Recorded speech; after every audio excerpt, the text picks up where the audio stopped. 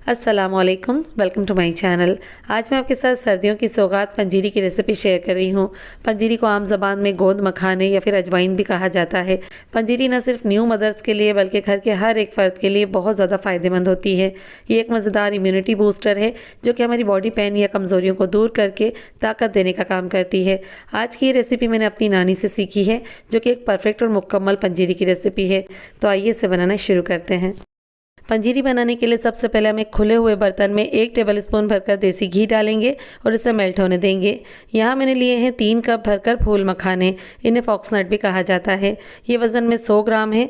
इन फूल मखानों को डालेंगे हम वॉक में और मुसलसल चलाते हुए 5 से 7 मिनट तक मीडियम हीट पर फ्राई करेंगे। आप देखिए इन्होंने घी को सोख लिया है और ये अच्छे से क्रिस्पी हो चुके हैं। अब हम इन्हें निकाल कर एक प्लेट में रख लेंगे। ये ताकत बख्श होते हैं और वेट लॉस में मदद करते हैं। अब इसी वॉक में हम फिर से 2 टेबलस्पून भरकर देसी घी डालेंगे और इसे मेल्ट होने देंगे। पंजीरी में देसी घी का असल टेस्ट आता है, इसे आप रिप्लेस ना कीजिएगा, इसी में बनाइएगा। अब यहाँ हमने हाफ कप भरकर इसमें बादाम शामिल किए हैं जो कि वज़न में 100 ग्राम है। बादाम को हल्का सा फ्राई करना है 1 से 2 मिनट तक मीडियम टू लो हीट पर। इसका कलर हमें डार्क नहीं करना है। इसके फ्राई हो जाने के बाद इसमें हम हाफ कप भरकर काजू शामिल करेंगे। ये भी वज़न में 100 ग्राम है। काजू बहुत डेलिकेट होते हैं, बहुत जल्दी डार्क हो जाते हैं, इसी वजह से हमने इन्हें बादाम के बाद शामिल किया है ताकि बादाम अच्छे से क्रिस्पी हो सके।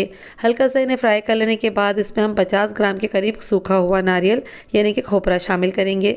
नारियल को मैंने इस तरीके से पतले पतले स्लाइसेस में कट किया है ताकि आसानी से फ्राई हो सके। इसके साथ ही मैं इसमें डाल दूंगी 80 ग्राम के करीब पिस्ते, और पिस्तों को भी इसमें शामिल कर देने के बाद हल्का सा फ्राई करेंगे ताकि इनकी नमी ख़त्म हो जाए। आखिर में मैंने इसमें 2 टेबलस्पून के करीब चिरौंजी या चारोली शामिल की है जिसका कि पंजीरी में बहुत ही अच्छा फ्लेवर आता है। ड्राई फ्रूट्स को हमें बहुत ज़्यादा फ्राई नहीं करना है, ना ही इनका कलर चेंज होने देना है। अगर ये डार्क हो जाते हैं तो इनका फ्लेवर ख़राब हो सकता है। अब इसी स्टेज पर हम ड्राई फ्रूट को निकाल कर एक प्लेट में साइड में रखेंगे। ड्राई फ्रूट्स को फ्राई करने में घी ज़्यादा खर्च नहीं होता है। अभी वॉक में हल्का सा घी बचा हुआ है, इसी में हम कुछ चीज़ें फ्राई करेंगे। यहाँ मैंने लिए हैं 3 टेबलस्पून भरकर मेलन सीड यानी कि खरबूजे के बीज।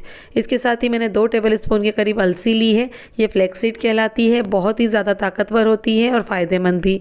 साथ ही मैंने 2 टेबलस्पून भरकर पम्पकिन सीड यानी कि कद्दू के बीज लिए हैं। क्योंकि ये सीड्स बहुत ज़्यादा नाजुक होते हैं, बहुत जल्दी जलने लगते हैं, इसीलिए मीडियम टू लो हीट पर 1 से 2 मिनट तक मुसलसल चलाते हुए हम इन्हें फ्राई करेंगे। आप देखिए 1 से 2 मिनट में ही ये चटकने लगे हैं। अब हम इन्हें निकाल कर एक प्लेट में अलग रखेंगे। अब इस बचे हुए घी में हम किशमिश फ्राई करेंगे। इसमें मैंने हाफ कप से थोड़ी सी कम यानी कि 80 ग्राम के करीब किशमिश शामिल की है। क्योंकि ये मीठी होती है इसी वजह से बहुत जल्दी जलने लगती है। आप देखिए 1 से 2 मिनट तक लो हीट पर मुसलसल चलाते हुए हमने इसे फ्राई किया है और ये इस तरीके से फूलने लगी है। अब इसे भी निकाल कर हम एक प्लेट में रखेंगे। अब आखिर में हम गोंद को फ्राई करेंगे। इसके लिए हम इसमें 3 टेबलस्पून भरकर घी शामिल करेंगे और इसे मेल्ट होने देंगे। इसमें शामिल करेंगे हम एडिबल गम यानी कि गोंद। हाफ कप भरकर मैंने गोंद लिया है जो कि वज़न में 100 ग्राम है। ये बबूल का गोंद है जिसे कि गोंद कथीरा भी कहा जाता है। ये बहुत ज़्यादा फ़ायदेमंद होता है हमारी सेहत और हड्डियों के लिए, और ख़ास तौर से हमारे पेट की तकलीफ़ों को दूर करता है। गोंद को हम इस तरीके से मीडियम टू हाई फ्लेम पर मुसलसल चलाते हुए फ्राई करेंगे ताकि ये क्रिस्पी हो जाए और फूल कर इस तरीके से इसकी क्वांटिटी डबल हो जाए। अगर आप गोंद को छोटे बर्तन में फ्राई कर रहे हो तो आप इसे थोड़ी थोड़ी क्वांटिटी में डालकर फ्राई कीजिएगा। मैं आपको दिखाती हूँ कि गोंद कितने अच्छे से फ्राई होना चाहिए। ये देखिए इस तरीके से प्रेस करने पर ये बिखर जाए तो समझ लें कि गोंद हमारा परफेक्टली फ्राई हो चुका है। अब मैं आपको 2 ऐसी खास चीज़ें बताने वाली हूँ जो आपने इससे पहले किसी पंजीरी की रेसिपी में नहीं देखी होगी। मैंने यहाँ पर लिया है 50 ग्राम के करीब चुनिया गोंद, जिसे कि हमारे यहाँ कमरकस भी कहा जाता है। इसे हमें ग्राइंडर के जार में डाल देंगे। इसके साथ ही मैंने 20 ग्राम के करीब सफ़ेद मूसली ली है जिसे कि धौली मूसली भी कहा जाता है। इसके भी बहुत सारे हेल्थ बेनिफिट्स होते हैं जो कि हमारी सेहत के लिहाज से बहुत ज़्यादा मुफीद होती है। अब इसे भी हम जार में शामिल करेंगे और कवर करके इन दोनों को बारीक पीस लेंगे। ये देखें इस तरीके से इनका बिल्कुल फाइन पाउडर बना लेना है। इसे हम बाद में यूज़ करेंगे, इसीलिए साइड में रखेंगे। अब इसी वॉक में हम 3 टेबलस्पून के करीब देसी घी फिर से शामिल करेंगे और इसे मेल्ट होने देंगे। यहाँ मैंने 1 कप भरकर बारीक वाली सूजी यानी कि रवा लिया है जो कि वज़न में 200 ग्राम है। आप चाहें तो सूजी की जगह गेहूं का आटा भी इस्तेमाल कर सकते हैं जिसकी हम रोटियां बनाते हैं, लेकिन सूजी में पंजीरी दानेदार बनती है। सूजी को हम घी में शामिल करेंगे और मुसलसल चलाते हुए 4 से 5 मिनट तक मीडियम टू लो हीट पर फ्राई करेंगे। जब इस तरीके से सुनहरी होने लगे उस वक्त हम इसमें सफ़ेद मूसली और चुनिया गोंद का पाउडर शामिल कर देंगे। ये दोनों ही चीज़ें हमारी सेहत के लिए बहुत मुफीद होती हैं। इनके कोई साइड इफ़ेक्ट नहीं होते, आप इन्हें बेफिक्र होकर यूज़ कर सकते हैं। अब इसके साथ ही हम इसमें कुछ मसाले शामिल करेंगे, जिसमें मैंने 1 टेबल स्पून भरकर सौंठ पाउडर लिया है, 1 टेबल स्पून भरकर ही मोटी सौंफ को दरदरा पीस लिया है। इसके साथ ही 1 टीस्पून भरकर दखनी मिर्चें यानी कि सफ़ेद मिर्चें ली है और हाफ टी स्पून सब्ज़ी इलायची का पाउडर लिया है। इन मसालों को हम इसमें शामिल करेंगे और अच्छे से मिक्स करते हुए 4 से 5 मिनट तक मीडियम टू लो हीट पर फ्राई करेंगे। सफ़ेद मूसली और कमरकस का जो पाउडर हमने इसमें शामिल किया है ना, वो फूलने लगता है और चिपकने लगता है।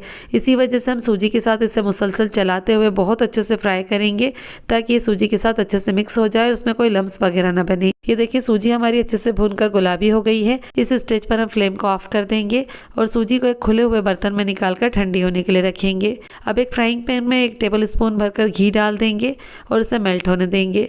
इसके साथ ही मैंने यहाँ पर 1 कप भरकर गुड़ लिया है, जो कि तकरीबन 250 ग्राम है। आप चाहें तो गुड़ की जगह चीनी का इस्तेमाल भी कर सकते हैं, लेकिन गुड़ में पंजीरी ज़्यादा हेल्दी बनती है। गुड़ को हमने छोटे पीसेस में कट किया है, जिससे कि आसानी से घुल जाता है।